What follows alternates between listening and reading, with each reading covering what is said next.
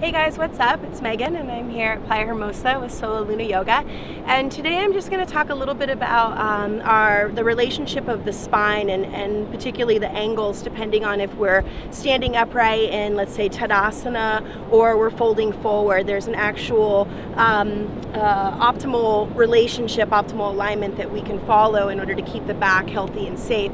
So what I want to talk about is, for one, the kyphotic and the lordotic expression of the spine. So if we are in a 90-degree angle, like in a forward fold here, okay, 90 degrees or greater than, meaning standing upright in Tadasana, we want to emphasize more of the lumbar curvature, so the lordotic curvature. So this would be lordotic, okay?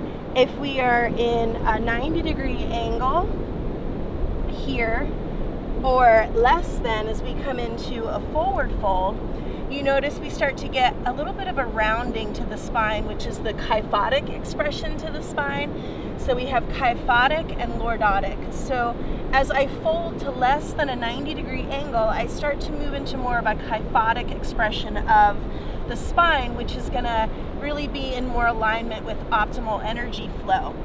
The action of the top of the sacrum rising is still present, so the action is there. However, we are working with more of the kyphotic expression.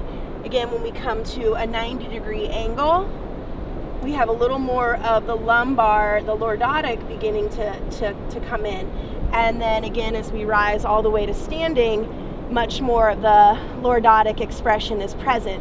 So if we keep this in mind, it will be really helpful. For example, like if we're doing a type of floor routine where we're lying on our backs, if I'm lying in supine Tadasana, which is here, I want to have this nice lumbar curvature present, right? The lordotic expression, and also the cervical curvature is also present. There's really never a time that we want that to diminish. That should always be there. The cervical curvature is really important. Okay, so lordotic, very much emphasis here. Okay, if I bend the knees and let's say I bring the feet up towards the sky, right? I'm in a 90-degree angle here. So if we were doing ab workout and I was asking you to do a 90-degree angle or greater than, then I really want to keep that lordotic curvature present, right?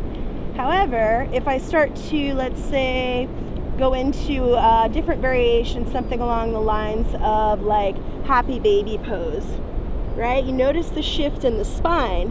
It becomes more kyphotic, which is proper, right? Because we don't want to have a deep lordotic emphasis present, because that's not honoring the harmonious flow.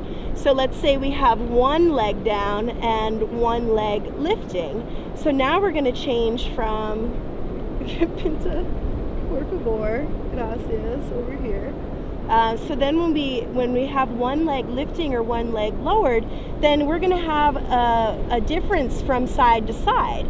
So on the left side of my body, of my back, of my lumbar portion, I'm going to have more of the lordotic curvature present, right? On my right side, however, because my right leg is bent at less than 90, the right lumbar region of my spine is going to be more flat to the earth.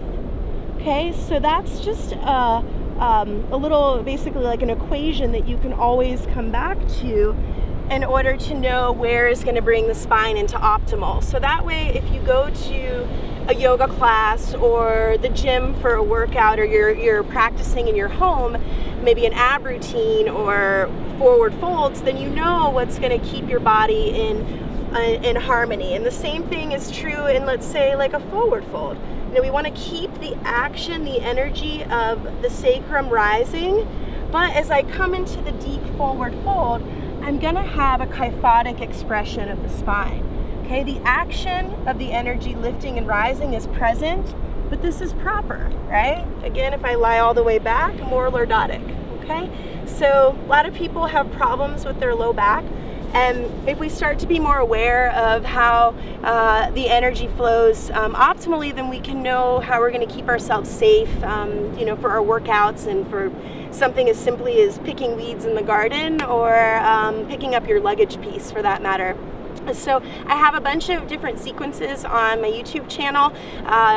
Next week I'm going to be focusing on more of these therapeutic alignments, as breaking down some postures and some sequences to really work therapeutically in the body.